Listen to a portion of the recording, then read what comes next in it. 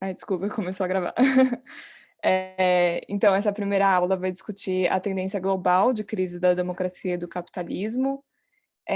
A segunda aula vai tratar sobre os movimentos de extrema direita e o capitalismo.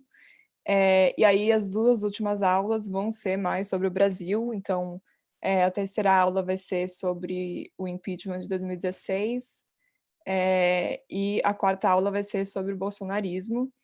E aí a gente deixou uma quinta aula como uma opção, como a gente tem pouco tempo de debate, né, em cada aula, vai ser 1 hora de debate em cada aula, a gente deixou esse último espaço para a gente discutir o que vocês quiserem, assim, quem tiver dúvida, quem quiser fazer comentário, pode fazer.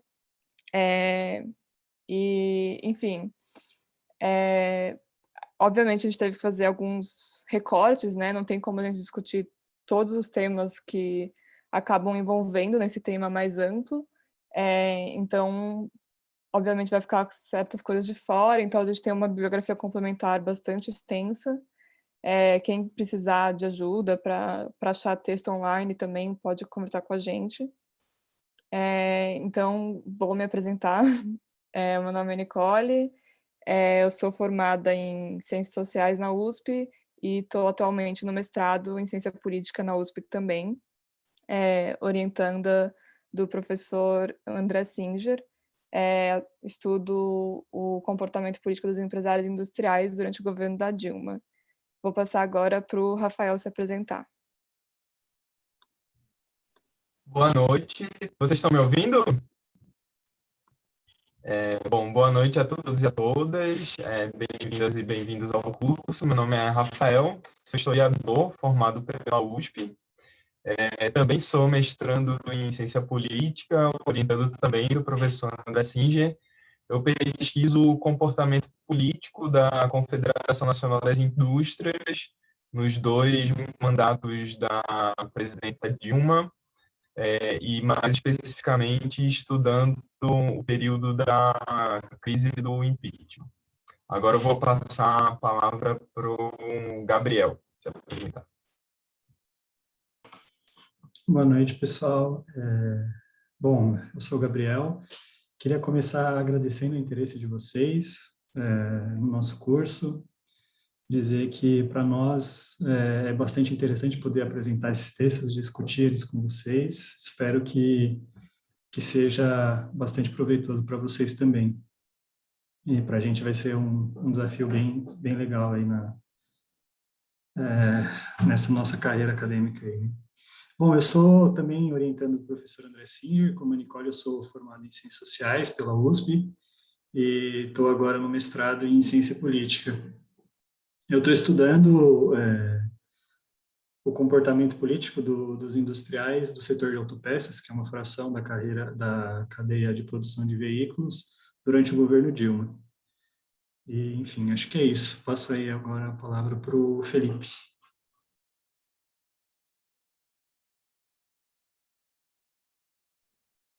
Boa noite, pessoal. Boa noite a todos e a todas. Obrigado também pelo interesse de vocês. Fico muito feliz com o interesse das pessoas, que foram várias pessoas que escreveram.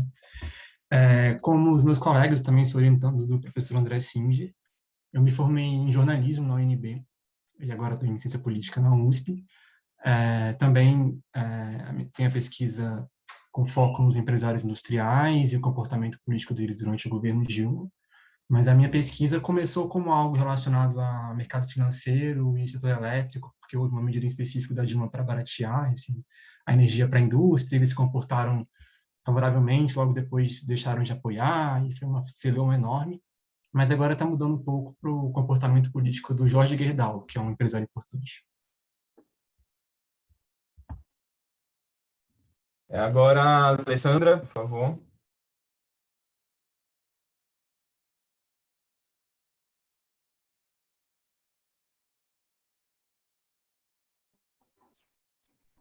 A Alessandra está com um problema no áudio, se você quiser se apresentar no chat, então. E aí, como tem muitos inscritos, acho que não vai dar tempo de todo mundo se apresentar, então se vocês quiserem também falar no chat de onde vocês estão falando, em que vocês são formados ou estão se formando. Lembrando que a gente vai disponibilizar no chat também, daqui a pouco, a lista de presença, né, que é um Forms. Então, quem quiser certificado de participação precisa ter 75% de presença. Então, não se esqueçam de se inscrever.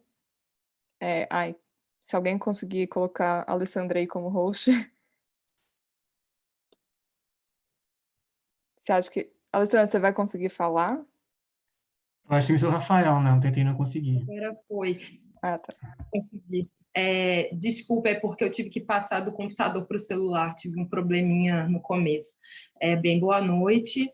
Agradeço também a oportunidade de apresentar o curso para vocês, agradeço também a inscrição de todos.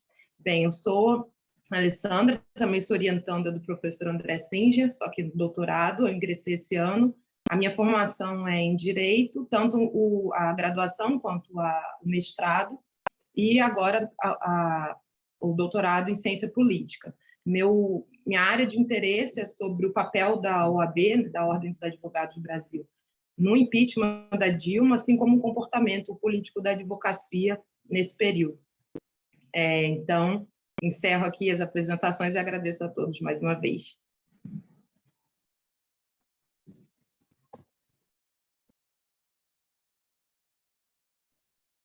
Vamos começar, então? É o Gabriel que vai começar a apresentar? Eu acho que espero, né? Que a gente ia começar. É o Felipe, né? Então, eu aviso quando der 15 minutos.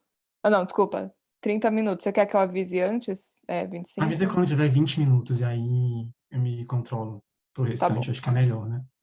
Tá. Obrigado. Bom, pessoal, boa noite mais uma vez.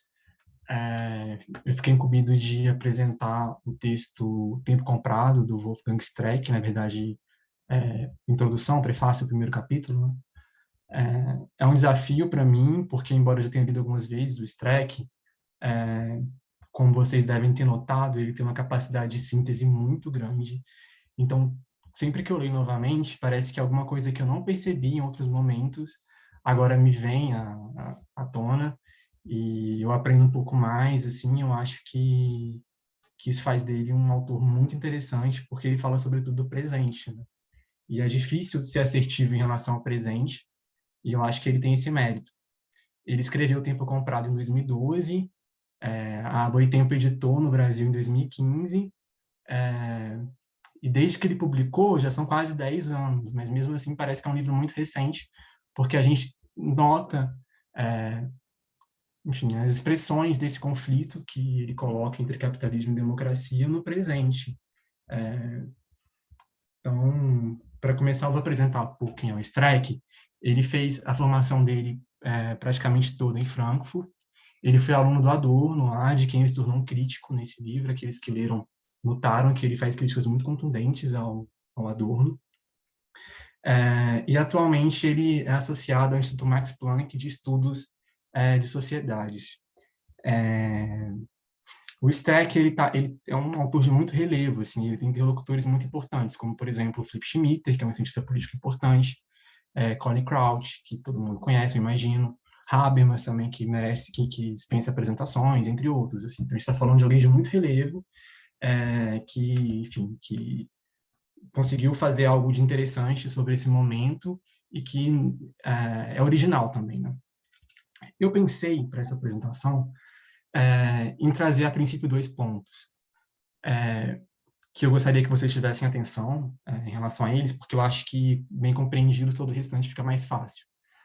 O primeiro ponto é o seguinte: o Streeck recupera uma discussão que já é antiga, que já não é de hoje, que vem pelo menos do século XIX, mas talvez antes, sobre uma incompatibilidade fundamental entre o capitalismo e a democracia. Isso é muito importante, porque a gente está acostumado a pensar capitalismo, muito por conta de um discurso liberal, por conta de ideologia mesmo, pensar capitalismo e democracia como coisas muito próximas, só que, na verdade, quando a gente compreende o capitalismo de uma perspectiva mais marxista, fica muito difícil se considerar a existência de democracia ao lado do capitalismo. Ainda assim, como vocês notaram, o título do livro é Tempo Comprado, a Crise Adiada do Capitalismo Democrático. Embora seja uma contradição em termos falar em capitalismo democrático, isso faz sentido no trabalho do Streck, eu vou explicar os motivos adiante. Mas, para explicar logo de saída por que existe essa incompatibilidade fundamental entre capitalismo e democracia, eu peço que vocês compreendam o capitalismo, a princípio, não simplesmente como mercado, como um sistema de trocas. De fato, o capitalismo é também mercado, mas ao lado de ser mercado, o capitalismo é um modo de produção. E nesse modo de produção, uma classe social tem a prerrogativa de comprar a força de trabalho que é vendida como mercadoria no mercado, de uma outra classe social que não tem mais nada a vender que não seja mercadoria. Uma vez que essa classe social compra força de trabalho no mercado, ela passa a ter direito sobre essa mercadoria e fazer e exercer o valor de uso dela, fazer o uso daquela mercadoria. Então, se a gente pensa que 8, 12 horas da vida das pessoas são nessas situações assim de submissão e de exploração, porque afinal de contas é assim que se extrai mais valor, fica muito difícil falar em democracia no capitalismo. E também porque democracia, para o Marx, é democracia para valer, não é democracia apenas formal, apenas o direito de formular ideias, publicar livros, não é apenas isso. Democracia, quando você leva o materialismo histórico em conta, é o direito de participar na política efetivamente e de contribuir para a redistribuição da riqueza. Quando o Streck recupera essa tensão entre capitalismo e democracia na teoria para pensar o presente, ele aponta que, com o neoliberalismo, têm sido engendradas instituições neo-hayekianas. E o efeito disso, desse engendramento de instituições neo-hayekianas, é justamente de se retirar a possibilidade de, uma vez organizada, a classe trabalhadora intervir na política. Caso se ganhe eleições, como foi o caso, por exemplo, do Syriza na Grécia, você até ganha as eleições, só que você não tem os meios de implementar políticas públicas, de contribuir para a redistribuição da riqueza, enfim. Portanto, o próprio sentido de democracia fica, acho que mais do que ameaçado. Eu acho que pode ser questionado enfim, muito, muito claramente, porque se faltam os meios de se exercer prerrogativas democráticas, porque a participação é isso, né? E, em segundo lugar, um outro ponto que eu gostaria de trazer, eu acho que talvez seja mais importante, e eu gostaria que vocês tivessem atenção, em relação ao argumento central do trabalho, do Streck. Porque eu acho que uma vez que se compreende esse argumento central, todo o restante fica mais fácil. Assim. Esse argumento central de tempo comprado é relacionado a um período histórico que começa na década de 70 e vem até 2008, com a crise da quebra do Lehman Brothers, e muita coisa se passou desde então. Né? O argumento central é o seguinte: desde 2008, com a quebra do Lehman Brothers, já não é mais possível as democracias liberais mascararem um conflito distributivo para protelar assim, uma crise de legitimação que, na verdade, é inevitável. E esse mascaramento do conflito distributivo é comprar tempo. Comprar tempo é uma tradução literal do phrasal verb to buy time em inglês, que é justamente isso. Você fica protelando um problema que, na verdade, é inevitável e que você vai ter que lidar com ele daqui a pouco. E vocês podem notar que o título do livro está no passado, não é tempo comprado. Então, esse tempo já foi comprado. A partir de 2008, não dá mais para fazer mais nada. Todos os meios que os Estados detinham para mascarar o conflito distributivo e evitar que uma crise de legitimação acontecesse já acabaram. Então, a gente pode pensar que a extrema-direita no presente, que todos os problemas que a gente tem discutido diariamente, não só no Brasil, mas inclusive nos países centrais, e principalmente neles, talvez, são efeitos de uma crise de legitimação que já está em andamento. Bom, então, eu acho que cabe fazer uma exposição histórica para entender do que se trata esse argumento e como que ele para em pé, na verdade. Bom, como eu estava falando antes, falar em capitalismo democrático é uma contradição em termos, quando você pensa em termos de materialismo histórico. E ainda assim, o Streck fala de capitalismo democrático. Só que esse capitalismo democrático, em primeiro lugar, ele tem nome e endereço. É keynesianismo no welfare state. E, além disso, ele foi uma circunstância histórica, que ele já acabou, para ser pensado ad hoc, na verdade. Ele não é nada estrutural, ele não é nada garantido. E ele foi feito, na verdade, das condições excepcionais que existiam no imediato pós-guerra. O que o Streck diz é que no imediato pós-guerra, assim que acabou a Segunda Guerra Mundial, a classe trabalhadora estava numa posição excepcionalmente forte. Eu reuni alguns fatos assim históricos para ilustrar por que a classe trabalhadora estava forte naquele período. E um deles, por exemplo, é que em 1945, 46, eu estou enganando, posso estar me enganando, um dos dois anos, ou 1945 ou 1946. A França realizou eleições parlamentares e a esquerda teve mais do que 70% dos votos. O partido mais votado foi o Partido Comunista Francês. Um outro fato. Na Itália, às vésperas da derrota do fascismo, grupos guerrilheiros trabalhadores haviam ocupado o norte da Itália, onde estão cidades como Milão, Gênova, né, entre outras cidades importantes, né, porque o norte é a parte mais rica da Itália, e estabeleceram um governo paralelo lá. Para citar dois exemplos na Europa. Aqui no Brasil, recentemente estava lendo um texto do Chico de Oliveira, que eu posso passar um nome para vocês quando terminar aqui, em que ele fala o seguinte, que quando o Partido Comunista Brasileiro, o PCB, do Brasil, né? Quando o Partido Comunista do Brasil, PCB, saiu da clandestinidade com a Constituição de 1946, cidades de maioria operária chegaram a eleger a maior parte dos vereadores como pessoas do PCB. Me surpreendeu essa informação, não sabia.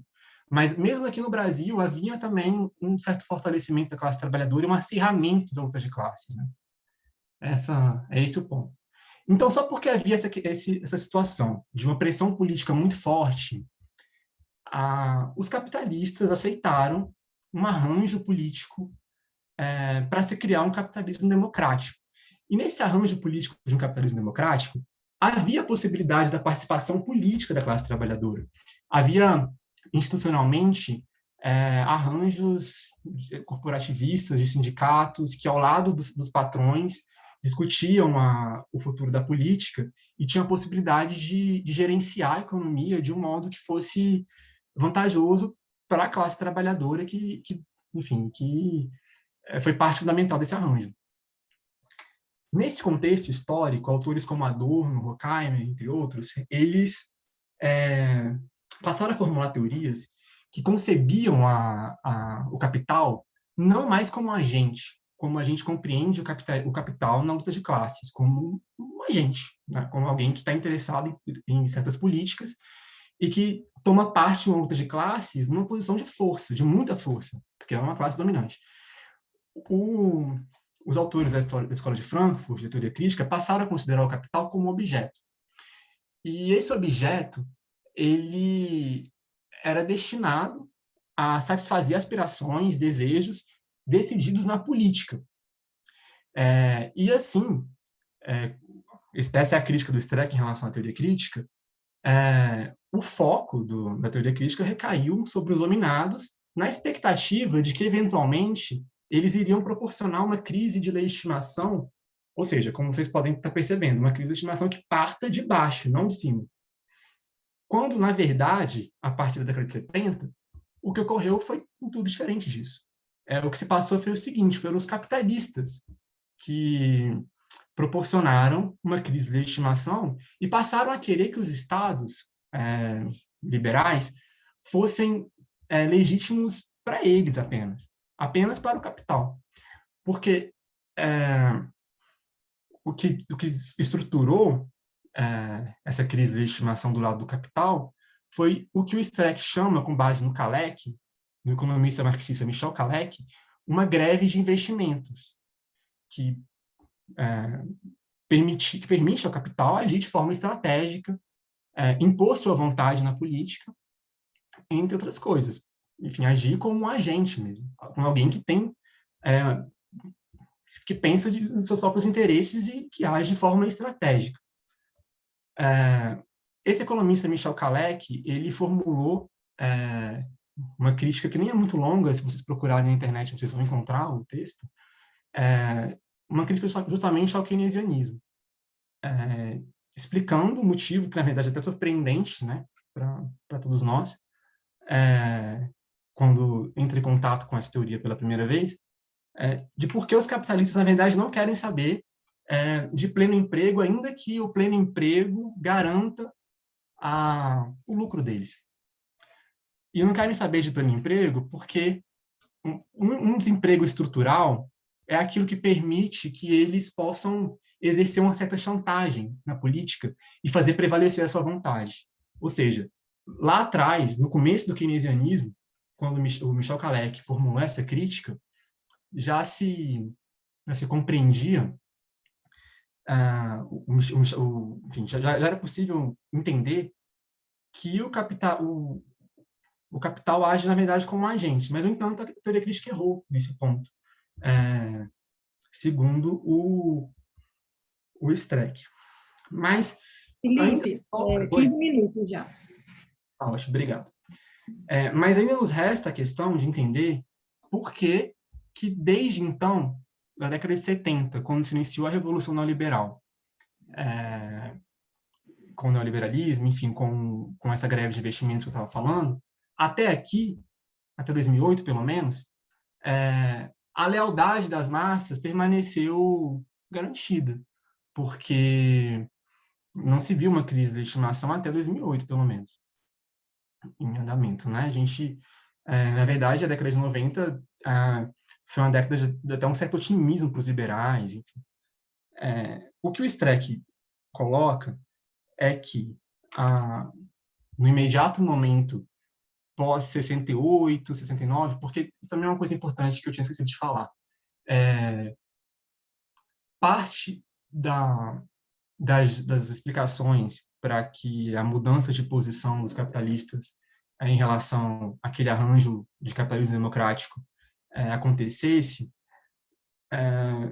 se explica pelo fato de que eles olharam para as greves e as revoltas de 68 com uma certa preocupação.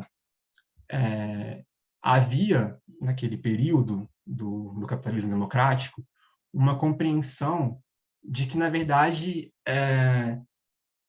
de fato aconteceria uma revolta das massas. E isso é algo com que o capital não conta, que ele não quer saber disso. E quando, de fato, houve uma revolta em 68, isso o Streeck diz, os capitalistas ficaram preocupados. Só que o pleno emprego, naquele momento, ainda era tido como algo muito importante do qual não se podia abdicar. Então, depois de feita a Revolução Neoliberal, o pleno emprego permaneceu intocado.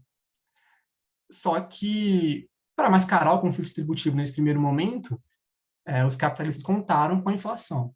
Eu não sei se há economistas aqui entre a gente, que certamente entendem de economia muito melhor do que eu, mas existe uma discussão na economia sobre a inflação como expressão de conflitos distributivos. É por esse lado que o Streeck vai. E foi assim por algum tempo, mais curto, e eventualmente, ainda para manter aquele pacto,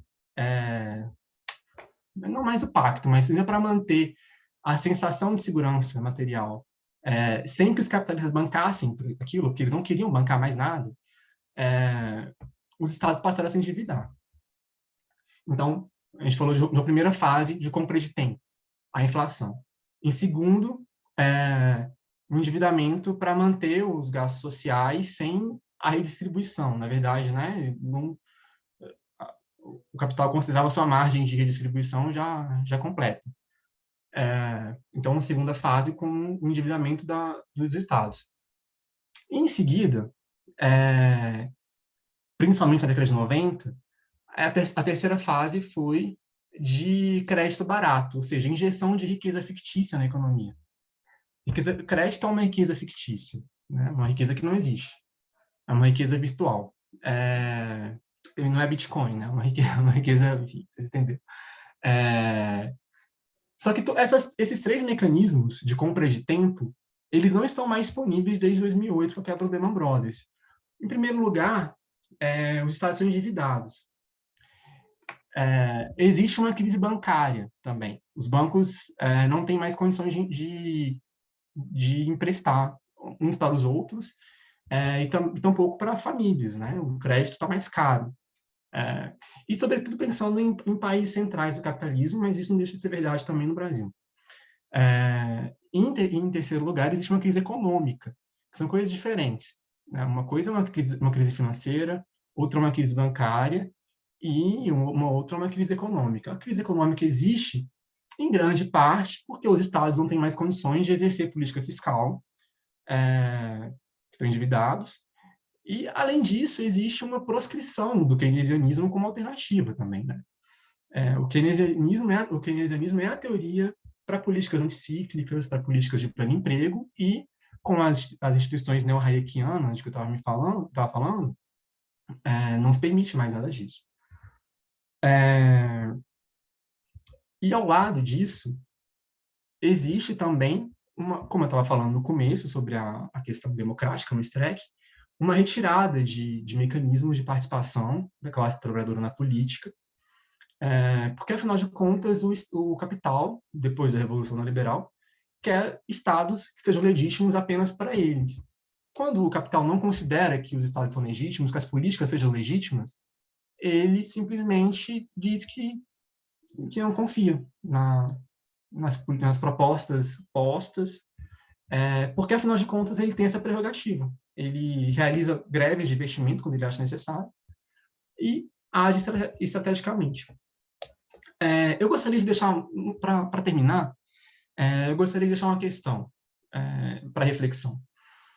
A gente tem passado por uma crise política e econômica no Brasil que já é longa, né?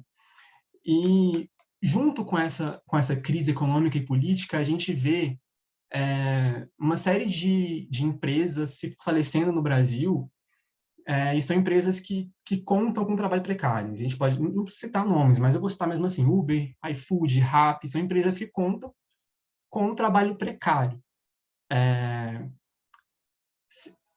E eu acho sensato pensar que essas empresas agem estrategicamente, que eles sabem o que eles estão fazendo e sabem onde eles põem o dinheiro deles. A questão que eu queria deixar para vocês aqui é se eles também não estão contando com desemprego estrutural, porque não é necessário um emprego estrutural para esse tipo de trabalho ser uma alternativa. Então, enfim, para pensar se o desemprego não é algo estrutural na sociedade, capitalista sempre, mas será que talvez isso não está se tornando algo mais estrutural ainda nesse momento? Enfim, termino por aqui. Obrigada, Felipe. Eu só vou comentar brevemente que as inscrições para o debate, para quem quiser participar, vão ser abertas agora, nesse intervalo. Antes do Gabriel começar a falar, já podem levantar a mão, vou anotar a ordem aqui para possibilitar o debate, e dependendo do número de pessoas, a gente define um tempo que seja justo para cada um se manifestar, e a gente poder continuar, talvez, um bloco de 3, 5 perguntas, para os colegas que apresentaram o texto também se organizarem para responder e ser um debate produtivo. Então, eu passo a palavra para o Gabriel. Obrigado, Alessandra. Bom, pessoal, eu fiquei, então, com um texto um ensaio da Nancy Fraser, intitulado Por que dois carros são melhores do que um? Integrando Polanyi e Marx numa teoria crítica da crise atual. Bom, esse texto ele foi publicado pela Nancy Fraser no começo de 2017, em janeiro, como um working paper, enfim, um texto de trabalho, de discussão interna do Instituto de Sociologia da Universidade de Jena, na Alemanha. Antes de entrar a fundo no texto em específico, eu queria falar bem rapidamente da Nancy Fraser. A Nancy Fraser, a formação dela é toda em filosofia, e hoje, né, não hoje, mas enfim, já há bom tempo, ela é professora da Cátedra de Ciências Políticas e Sociais da New School University de Nova York. Ela é uma das grandes especialistas que existem hoje em movimento feminista, em teoria feminista, e tem produzido muitos textos, bastantes trabalhos sobre a crise atual do capitalismo, o problema do neoliberalismo, enfim. Além disso, a Fraser ela se reivindica como uma afiliada à tradição da teoria crítica alemã. Essa teoria crítica, a gente entende o surgimento dela na década de 30 do século passado, no Instituto de Pesquisa Social da Universidade de Frankfurt, principalmente em torno de 3 autores, né, o Horkheimer, o Adorno e o Walter Benjamin. Esses 3 autores, eles não tinham objetos muito semelhantes. Podiam tratar em momentos diferentes, mas o que unificava, digamos assim, os 3 era uma tentativa de produzir um diagnóstico da realidade capitalista que fugisse à margem e possibilitasse entrar de fato ali no que seria a estrutura social, a ordem social mais profunda do capitalismo, pensando nas suas contradições internas. E, mais do que isso, pensando também em possibilidades de emancipação, ou seja, saídas para a classe trabalhadora, para a classe dominada. A teoria crítica ela deu origem, então, a um conjunto muito grande de autores, de trabalhos, e tem influência até hoje, né? Como a gente pode ver, o Streck tem essa formação, né? Inclusive foi aluno do Adorno, como o Felipe mencionou. A Nancy Fraser, ela bebe muito da teoria crítica, e eu queria ter tempo, enfim, para relembrar um momento muito específico da trajetória intelectual dela, em que ela desenvolve uma polêmica com o que ficou convencionado chamar de terceira geração da teoria crítica, que é uma geração encabeçada principalmente por um professor alemão também chamado Axel Honneth.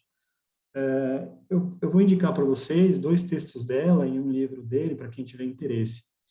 Mas o que eu acho interessante nesse momento é que ela entra em contradição, ela entra numa polêmica com o Honneth, porque esse Honneth ele pensava o seguinte, bem em linhas gerais, assim, bem esquematicamente, ele pensava que ali naquele momento dos anos 80 e 90, no momento de crise do estado de bem-estar social europeu e dos Estados Unidos, e com o fim do dito socialismo real, com a queda do Muro de Berlim e o desmembramento da União Soviética, a gramática das lutas sociais e das lutas políticas tinham se transformado.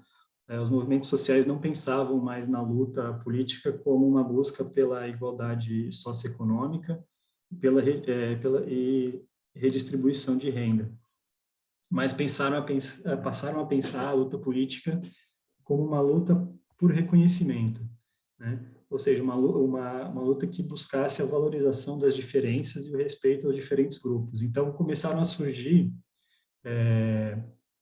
uma série de movimentos sociais ligados a pautas muito distintas. Então, começaram a pipocar ali na Europa e nos Estados Unidos movimentos ligados à pauta antirracista, a pauta feminista, a pauta contra as opressões ligadas à sexualidade, enfim. A Fraser ela concorda até certo ponto com esse argumento do Honneth, mas ela vai além e ela diz que por mais que tenha havido de fato essa alteração na era do que ela chama pós-socialista, o problema que levava o movimento sindical, o movimento trabalhista a lutar pela igualdade socioeconômica, pela redistribuição, não foi solucionado, muito pelo contrário, né? Com a falência do estado de bem-estar social, o que a gente viu foi justamente o oposto, né? Porque a falência desse estado foi desmontando lentamente os direitos que a classe trabalhadora conseguiu na Europa e nos Estados Unidos no pós-guerra, e com isso o problema da pobreza e da desigualdade social foi crescendo. Então, a razão de ser desses movimentos que lutavam pela igualdade continua existindo. Então, ela falava, ali nesse momento dos anos 80, justamente que deveria ter, anos 80 e 90, deveria ter uma associação na teoria crítica entre esse lado da gramática da luta por reconhecimento e da luta pela igualdade socioeconômica. Eu acho esse momento interessante, agora pensando no ensaio dessa aula, porque ali a Fraser ela já dá alguns indicativos do que ela vai desenvolver nesse ensaio, que eu vou apresentar agora, e no outro livro que ela publicou depois, junto com uma outra intelectual, a Rahel Yeg, que é uma alemã também ligada à teoria crítica, que é esse livro aqui, ó, chama Capitalismo, não sei se vai dar para ver, mas enfim, chama Capitalismo, uma conversa na teoria crítica, que foi publicado recentemente pela Boitempo e é bem interessante. Nesse livro ela avança bastante nas ideias que ela apresenta no ensaio. Mas, enfim, nesse momento pré dos anos 90, eu acho que ela já dá alguns indicativos de coisas que ela vai desenvolvendo mais para frente, chegando no diagnóstico que ela faz hoje sobre o neoliberalismo e a crise presente do capitalismo. Então, agora entrando de fato no texto, a Fraser começa afirmando que a gente vive um momento de crise genuína do capitalismo. E por quê? O que ela está pensando? Se a gente for levar em consideração o momento que esse texto foi publicado, foi janeiro de 2017, era um momento muito recente da eleição de Donald Trump no ano anterior, em 2016, nos Estados Unidos, e foi uma vitória que grande parte da esquerda nos Estados Unidos não estava prevendo.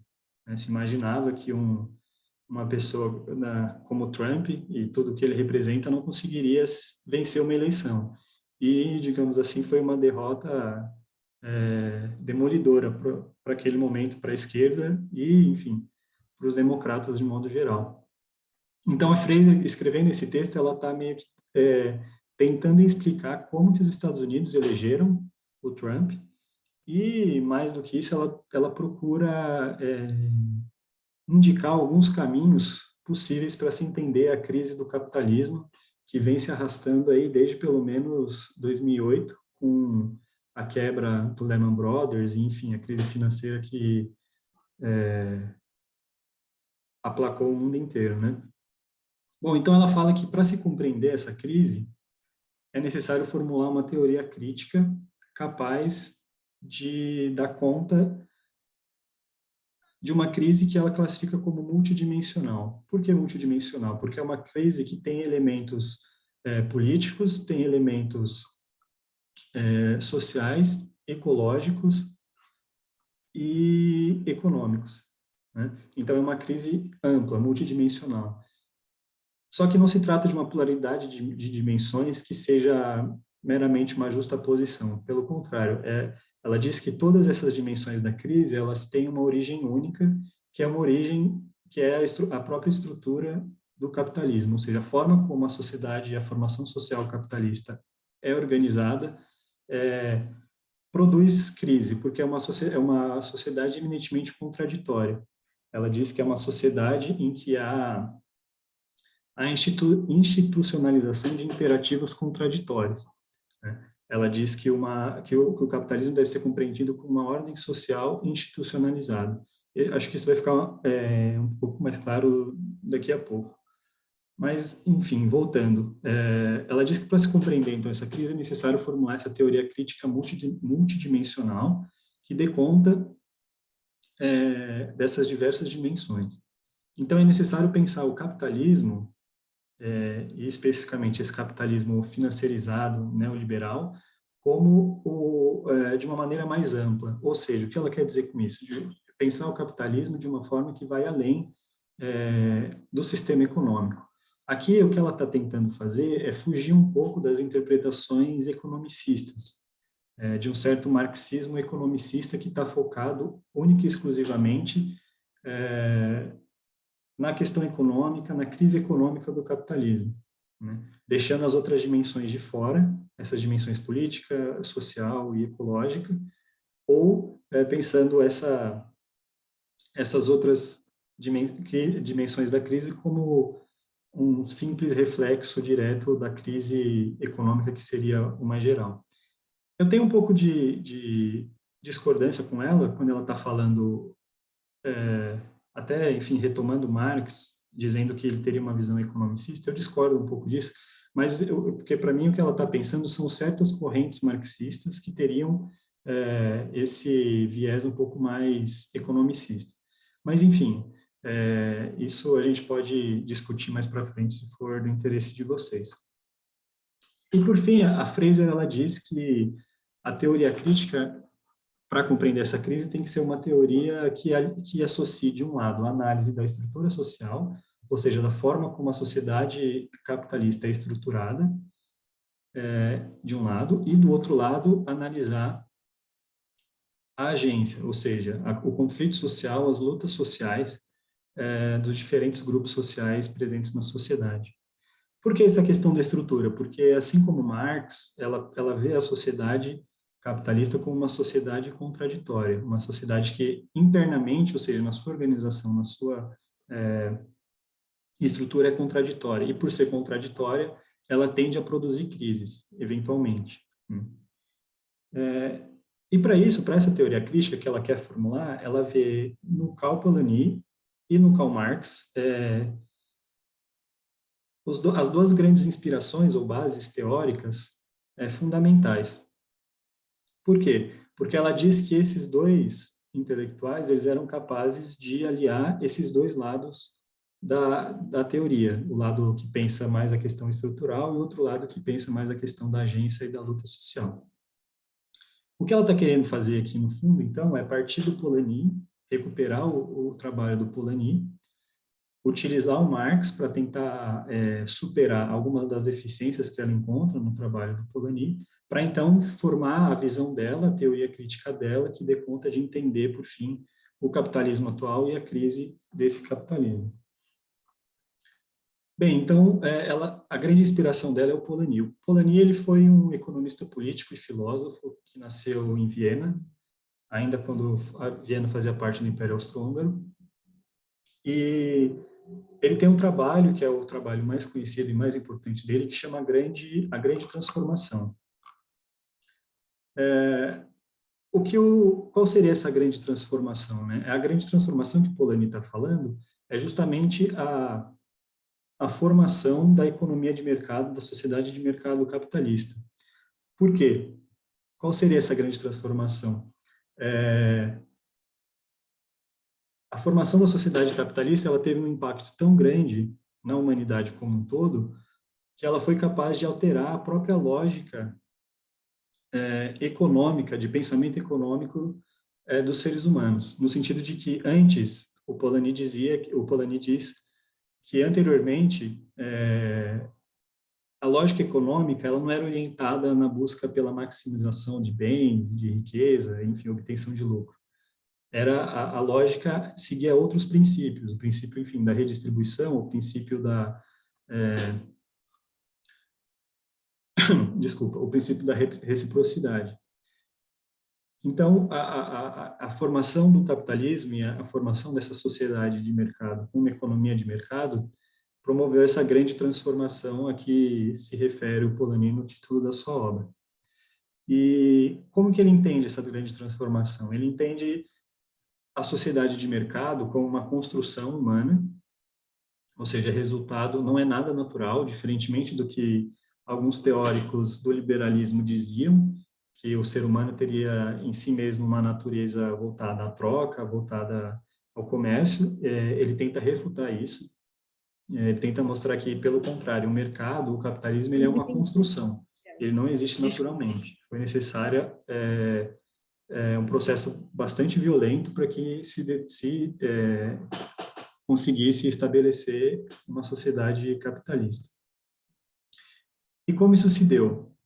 Se deu da seguinte forma: o Polanyi diz que o capitalismo, para que ele exista, uma economia de mercado existir, ele diz que é necessário que ele coloque dentro de uma lógica de mercado, da lógica da troca e da comercialização, três elementos que não são em si mesmos mercantilizáveis, ou seja, não são mercadorias, que seriam a força de trabalho humana, a natureza, a terra, ou seja, os recursos naturais, e o dinheiro. O dinheiro pensado aqui como um bem, enfim, um elemento capaz de assegurar trocas no tempo e no espaço. E a esse processo de mercantilização dessas coisas, desses elementos que não são mercantilizáveis, o Polanyi chamava de mercantilização fictícia. Ou seja, esse processo é fundamental para que o capitalismo consiga se estabelecer. Pensando o seguinte, bom, para que o capitalismo funcione e as trocas ocorram, e a produção capitalista de mercadorias ocorra, é preciso, então, que exista trabalho livre, ou seja, é preciso transformar a força de trabalho humana em mercadoria para que ela esteja no mercado e seja possível comprá-la e vendê-la. É preciso transformar a terra em propriedade, ou seja, em uma mercadoria, também é preciso transformar a propriedade privada. Por isso que lá atrás, quando Marx vai analisar o capitalismo, ele na obra O Capital, ele entra na questão dos cercamentos na Inglaterra, que isso foi um passo fundamental para o estabelecimento do capitalismo, que foi transformar a terra, que antes era comum, em uma propriedade privada, ou seja, que alguém domine, tenha posse daquela terra, a propriedade. E, além disso, o dinheiro.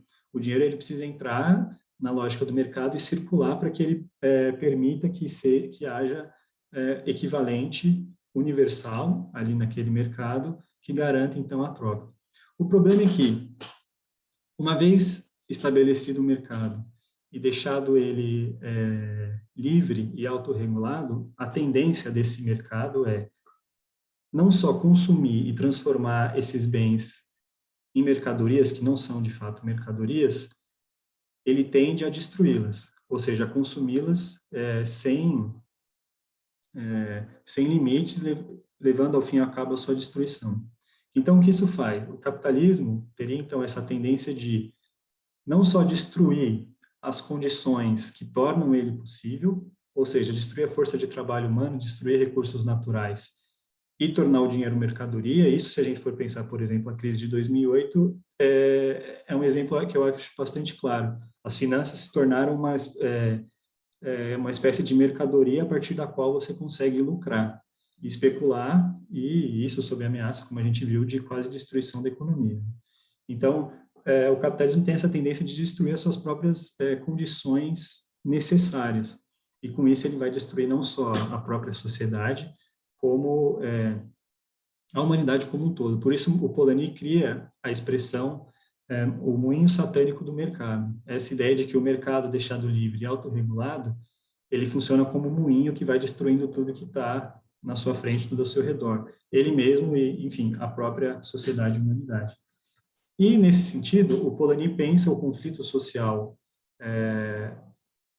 do período que ele está analisando ali, desde o final do século XVIII até o século XX, como uma luta entre, por um lado, os que seriam partidários do mercado, na mercantilização, ou seja, da transformação de tudo e todos em mercadoria, e, de outro lado, os partidários da proteção social, ou seja, de proteger aqueles bens fundamentais, força de trabalho, natureza, recursos naturais e dinheiro contra o mercado.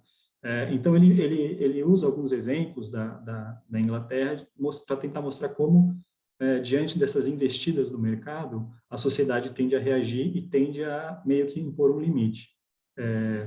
Gabriel, tem Oi? 20 minutos já, desculpa interromper, tá bom? Só para avisar. Obrigado. Vou acelerar aqui um pouco, então. Então, ele pensa a luta social a partir desses dois polos, o polo a favor da mercantilização e o polo a favor da produção social, da proteção social.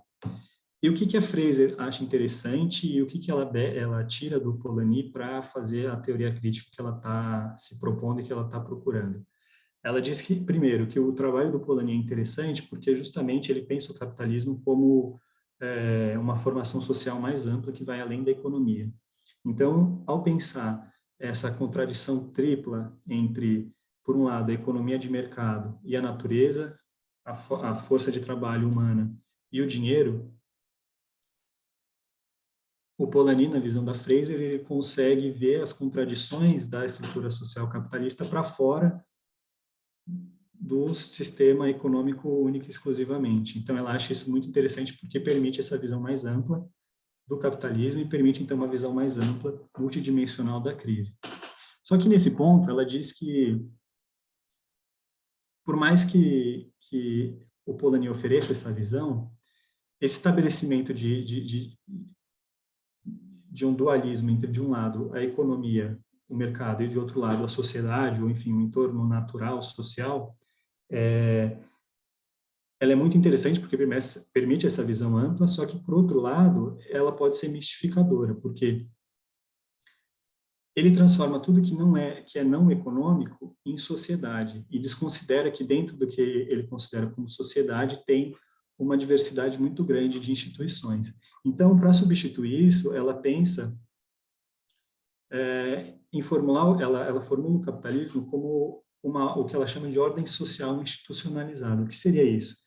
Para Fraser, o capitalismo seria uma formação social em que há pelo menos três dimensões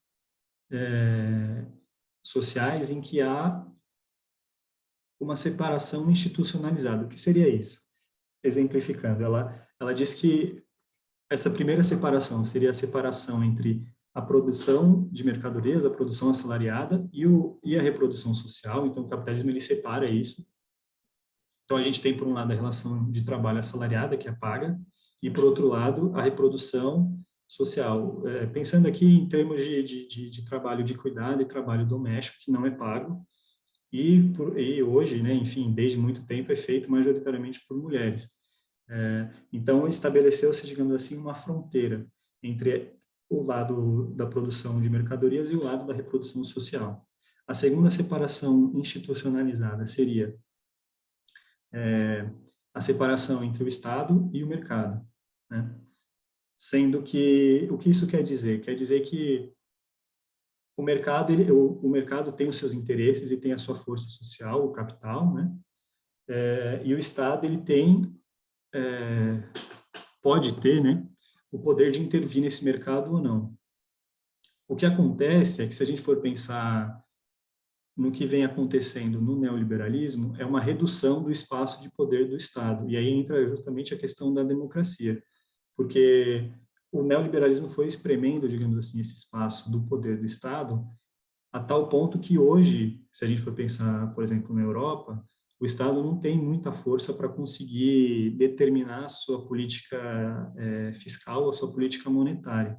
Se a gente for pensar, por exemplo, os estados menores e mais pobres da União Europeia, eles têm pouco ou quase nenhuma autonomia para determinar a sua política fiscal de gastos, ou, enfim, até pensando mais especificamente a questão dos juros, é uma questão que é delimitada muito acima da União Europeia, que não tem controle democrático e político nenhum. Está ali na autoridade financeira europeia, no Banco Central Europeu, e, digamos assim, a população não tem controle nenhum sobre isso. Então, é nesse sentido de que teve essa separação e o mercado está se apoderando, digamos assim, da capacidade de intervenção do Estado. E a terceira é a separação entre, por um lado, a natureza, os recursos naturais, e a sociedade humana. E o que o capitalismo faz? Ele faz essa separação. A gente considera a natureza tudo aquilo que não é humano, e não considera o próprio ser humano como parte dessa natureza. Então, isso, para ele, o que a Fraser diz, é muito interessante para o capitalismo, porque torna possível a gente explorar esses recursos naturais de maneira incessante. E o que a gente tem visto hoje é a completa catástrofe ambiental que está se construindo aí. Enfim, para ela, então, avançando mais, pensando agora na questão das lutas sociais, ela diz que as lutas sociais no capitalismo, elas têm que ser pensadas, então, como essas lutas fronteiriças, ou seja, as lutas pela definição dessas fronteiras que estão institucionalizadas nesses três domínios que ela fala. Então, a gente tem as lutas que vão determinar a fronteira entre Estado e mercado, as lutas que vão determinar a fronteira entre o que da reprodução social tem que ser considerado mercadoria ou não. Então, isso eu acho que é bem interessante, porque acho que torna mais claro. Se a gente for pensar no estado de bem-estar social keynesiano, de maneira geral, os trabalhadores todos tinham direito à saúde pública, educação pública. Com o neoliberalismo, isso foi se alterando, e a própria saúde e a educação, que são bens necessários para a reprodução social da população, se tornaram mercadorias.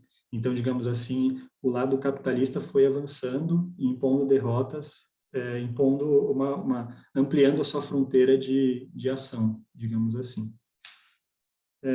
Bom, teria mais coisas para falar disso, mas agora, só para terminar, entrar agora, de fato, de como a Fraser entende a ascensão do Trump. A Fraser vê o estado de bem-estar social, o estado keynesiano ali que foi instaurado depois do pós-guerra, como uma formação, uma organização em que foi possível aliar os dois polos que o Polanyi mencionava, o polo da mercantilização e o polo da proteção social. Só que isso se deu às custas do que ela chama de um terceiro polo, que é o polo da emancipação, que é um polo de luta social que não pode ser compreendido nem como uma busca pela proteção social, nem como uma busca pela mercantilização, que seriam as lutas antirracistas, as lutas feministas, as lutas contra a homofobia, transfobia, enfim. Por quê? Porque o estado de bem-estar social, na grande maioria dos países, as mulheres era relegado a ela justamente o trabalho doméstico.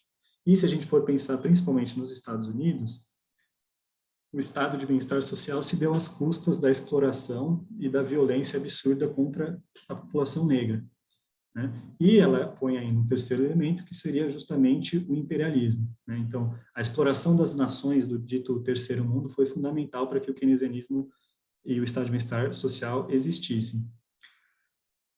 O que ela vê, então, com a crise desse estado de bem-estar social e a ascensão do neoliberalismo é a derrota do lado da proteção social, que seria, digamos assim, o lado dos direitos do trabalho, dos direitos dos trabalhadores e do movimento sindical. Isso se deu a partir de uma aliança entre o que ela chama do lado do polo emancipação com o polo da mercantilização. Por quê? Porque ela diz que esses movimentos que começaram a aparecer ali nos anos 80 e 90, buscando a diversidade, a emancipação individual, a dita meritocracia, eles foram que meio mobilizados pelo capital para conseguir, então, liberalizar a dominação que o Estado exercia sobre o capital no keynesianismo.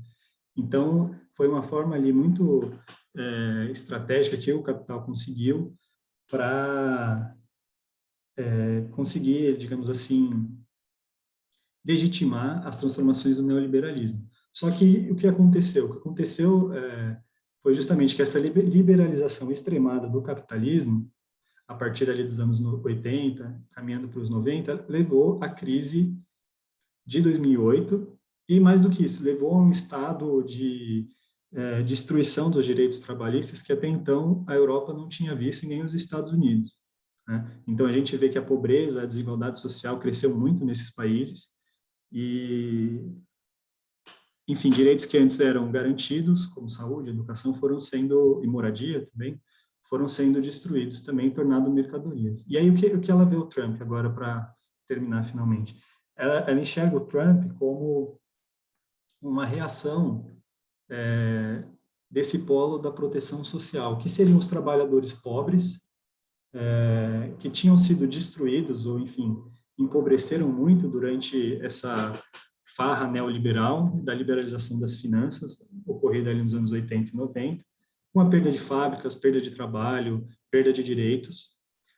E isso chegou ao limite ali com a crise de 2008. Isso teria, digamos assim, aprofundado ainda mais as dificuldades econômicas desse polo, desses trabalhadores pobres, que antes, digamos assim, estavam ligados ao movimento sindical. Se a gente for pensar, por exemplo, os trabalhadores da cadeia automobilística nos Estados Unidos. Ali, Detroit, por exemplo, foi uma cidade que depois de 2008 era um grande polo de produção industrial e ficou praticamente deserta, né? Então, a eleição do Trump foi justamente uma reação desse polo da proteção social contra o polo da mercantilização e o polo da emancipação. E aí ela diz, então, para terminar o texto, que a saída que a esquerda tem que procurar a partir de agora é pensar em projetos políticos que consigam aliar esse polo da emancipação, que foi, então, digamos assim, desvirtuado, entre aspas, pelo neoliberalismo, ao polo da proteção social, para conseguir, então, de fato, um projeto político que seja emancipatório e que consiga frear, de fato, ali, controlar esse polo da mercantilização que está descontrolado desde ali, pelo menos, os anos 80. Encerro por aqui, gente. Desculpa estender um pouquinho. Obrigada, Gabriel. Bem, eu vou começar aqui lendo